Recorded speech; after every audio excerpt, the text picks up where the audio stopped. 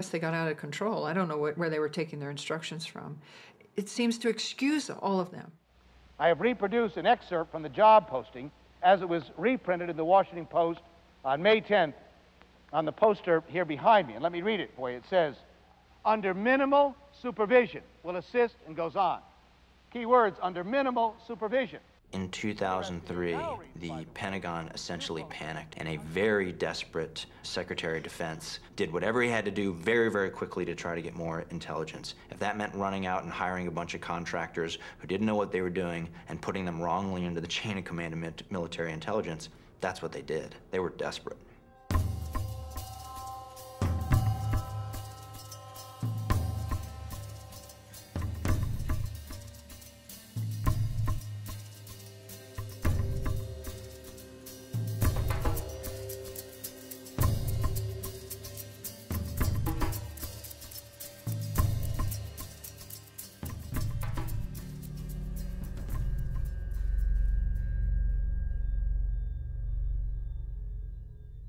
The contracting business in Iraq is very, very lucrative.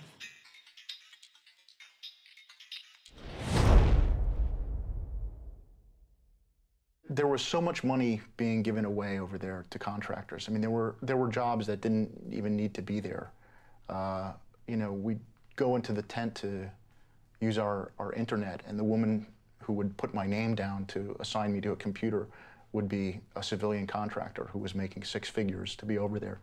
Why is she there? Why are we paying this woman to do this? They threw so much money at these people they can't refuse. I mean, if you're a mechanic, you're making like 20 or 30,000. Someone offers you 100,000 a year tax-free to go to Iraq, and that's hard. I think that's really hard to refuse.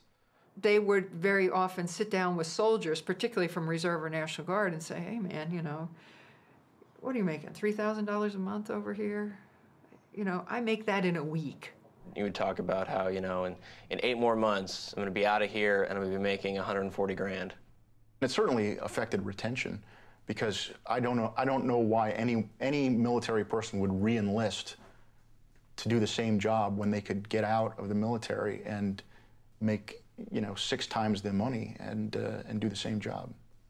There was a little phrase that we threw around, food for freedom, that if you wanted to get paid more, you should start eating more so that you'd get booted out for being overweight. And it's an honorable discharge, and it would boost your pay, you know, your net worth by about 5 times if you were to do such a thing. And it worked.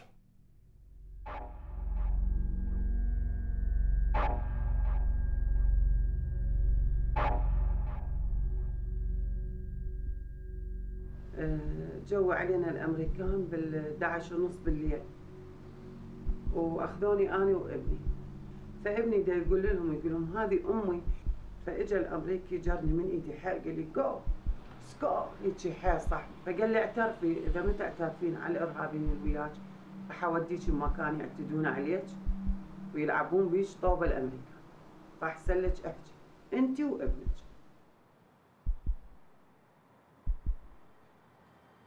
I was getting really angry. I mean, especially because I knew that a lot of these prisoners that I saw with these injuries from abuse and torture really hadn't done anything. They weren't part of the insurgency. They were just picked up for no reason at all. We were interrogating taxi drivers and like pizza delivery guys.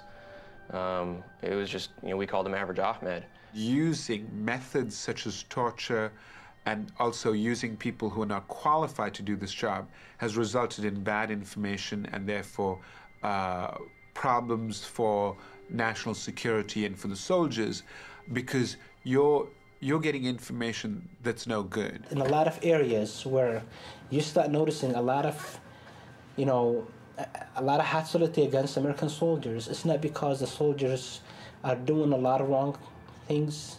It's because sometimes maybe the communication that has been transmitted to them has been transmitted to them wrongly, unprofessionally, and serving someone else's interest. These are Titan linguists. They were hired by Titan. Titan has long-standing contracts providing critical information technology and support services for some of our nation's most valuable defense assets. Under a contract with the U.S. Army's Intelligence and Security Command, Titan has over 4,000 linguists that provide invaluable mission-critical services. Titan is the company that provides the linguists and continues to provide the linguists throughout Iraq. They're the biggest provider in this business. They were so desperate to get people to fill these positions as translators that they were just hiring anybody that approached somebody and obviously had command of the English language in addition to the Arabic language or Farsi or whatever it may have been. There was people who maybe spoke the language, but it was broken, but could not read it or write it. And I'm talking about English here. And they were hired. They were never given a test. Nobody was given a test. I was never given a test. The test I was given was a phone conversation for a minute.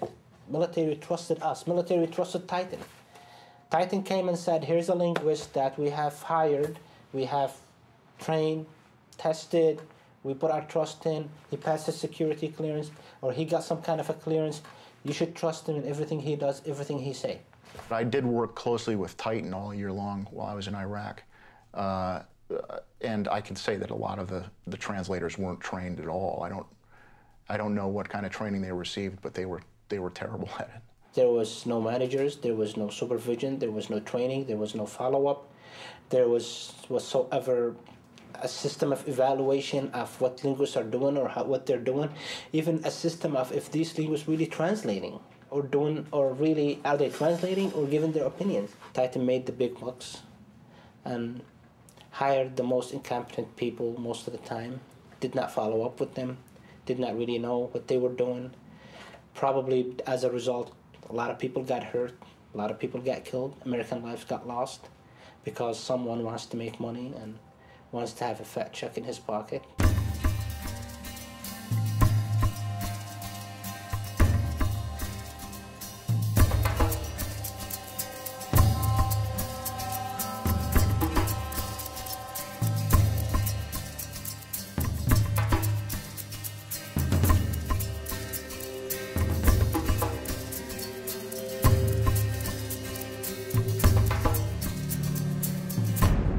Here you have the MPs who engaged and participated in horrific conduct are being held accountable for their actions. Why aren't the U.S. contractors, the civilian corporate personnel, why aren't they being held accountable for their actions?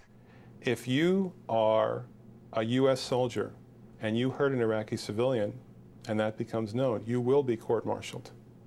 But if you are a U.S. contractor and you kill an Iraqi civilian and that becomes known, you will be sent home. And then you can come back the following week and you can work for a different contractor. So here we have the two ringleaders of abuse at Abu Ghraib very explicitly saying, in many cases, what was happening was they were being ordered to abuse these detainees by civilian contractors. These guys are in prison for 18 years total between the two of them, and there's no contractors in prison. My question is in regards to private military contractors. The Uniform Code of Military Justice does not apply to these contractors in Iraq. I asked your Secretary of Defense a couple months ago what law governs their actions. Mr. I was going to ask him. Go ahead.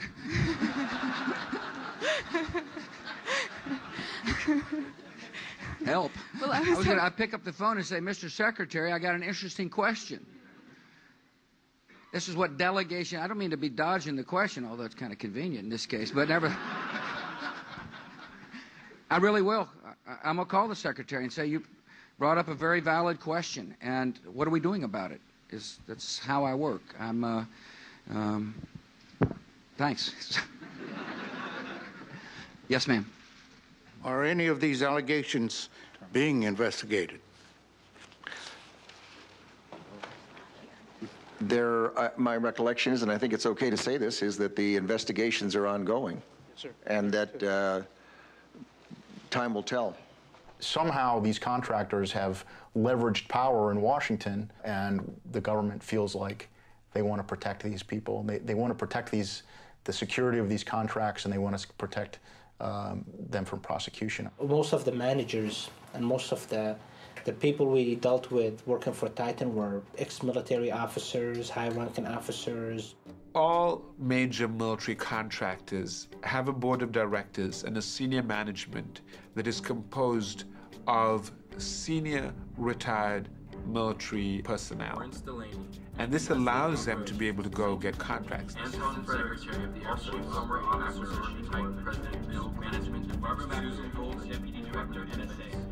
Washington is a phenomenally incestuous place. Retired senior officers, Capitol Hill staffers, and defense industry.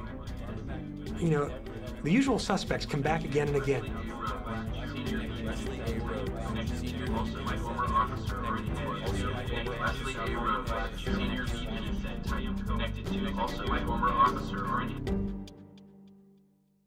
Top recipients of money from Halliburton, Titan, Cockey, and Blackwater are the two chairmen of the committees in Congress and the House of Representatives that oversee military matters and spending. The major corporations, these cartel and monopoly corporations, they've figured out how to legally buy influence.